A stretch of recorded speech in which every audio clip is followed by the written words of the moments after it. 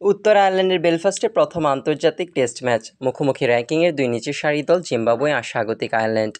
প্রথমে ব্যাটিংয়ে আফ্রিকার দেশ জিম্বাবুয়ে, দুই ওপেনারে শুরুটাও করেন দারুণ।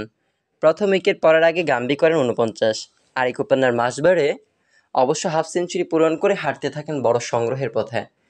তবে অন্যদের আসা যাওয়ার মিছিলে তাকেও থামতে হয় ৭৪ করেই। প্রথম ইনিংসে সবকটি উইকেট হারিয়ে জিম্বাবুয়ের সংগ্রহ ২১০ রান। জবাবে আয়ারল্যান্ডও ওপেনিং জুটিতে তোলা ৭১ রান।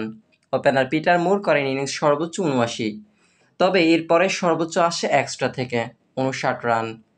আর এতেই ২৫০ রানে থামে নবাগত টেস্ট খেলা ইউরোপের দেশটি, লিড ৪০ রানের। এরপর দ্বিতীয় ইনিংসে ব্যাট করতে এসে আরও ছন্নছাড়া জিম্বাবুয়ে। এবার তারা অল আউট হয় মাত্র ১৯৭ রানে।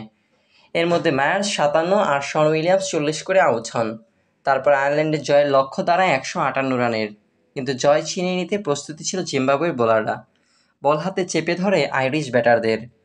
শুরুর ৬ ওভারের মধ্যেই তুলে নেয় আয়ারল্যান্ডের ৫ উইকেট। মুর ০, বালব্রিন ৪, ক্যাম্পার ০, ট্যাক্টর ০ আর স্টার্লিং আউট হয় ১০ রানে। তারপরেই ঘুরে দাঁড়ায় আয়ারল্যান্ড।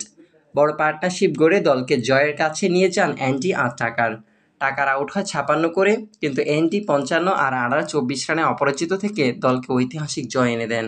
আয়ারল্যান্ডের জয় ৪ উইকেটে।